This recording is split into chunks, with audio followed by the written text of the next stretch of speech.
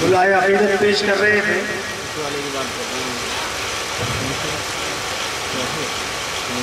بڑی خوشی ہو رہی ہے آپ تمام حضرات کو اس طریقے ساتھ دل جمی اور دل لگی کے ساتھ بیٹھے ہوئے دیکھ کر کے، اور مجھے یقین کامل ہو رہا ہے کہ انشاءاللہ یہ جلسہ ہمارا منزل مقصود تک پہنچے گا، اور آپ اس جلسے کو کامیاب بنانے میں انشاءاللہ ہمارا ساتھ دیں گے۔ اور ایک بار میں تمام حضرات سے التماس کر رہا ہوں کہ جہاں تک بھی میری آواز پہنچ رہی ہے گاؤں میں، وہ تمام حضرات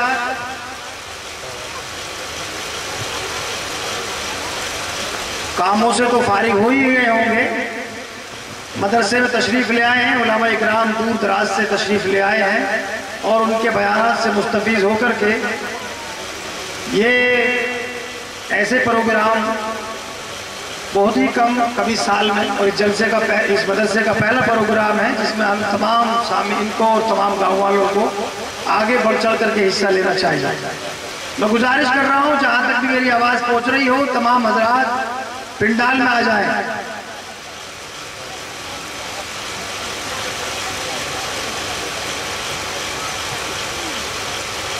حضرت مولانا مفتی اشرف صاحب تشریف فرما ہے، ان سے پہلے چند حمدیہ اشعار میں پیش کرنا چاہتا ہوں۔ تمام حضرات میرا ساتھ بھی دیں گے اور میرے ساتھ حصہ لیں گے تو میں سمجھتا ہوں کہ انشاءاللہ ذکر میں بھی شمار ہوگا۔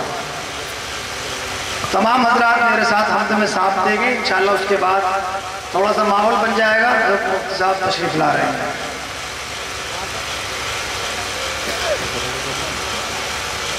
اللہ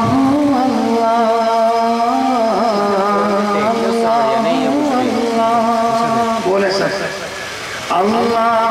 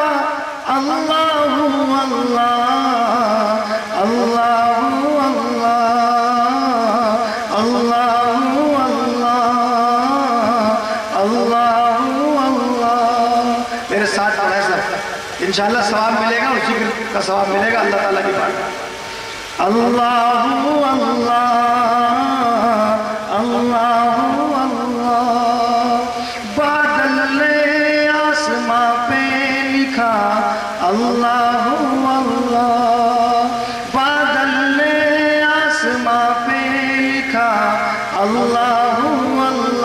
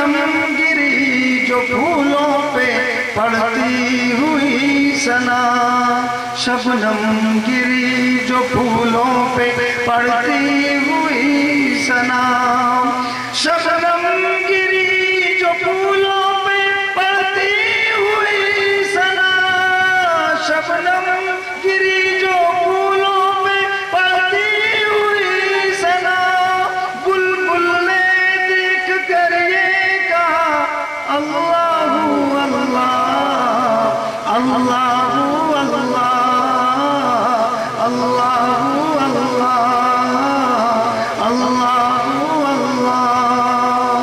आखिरी शेर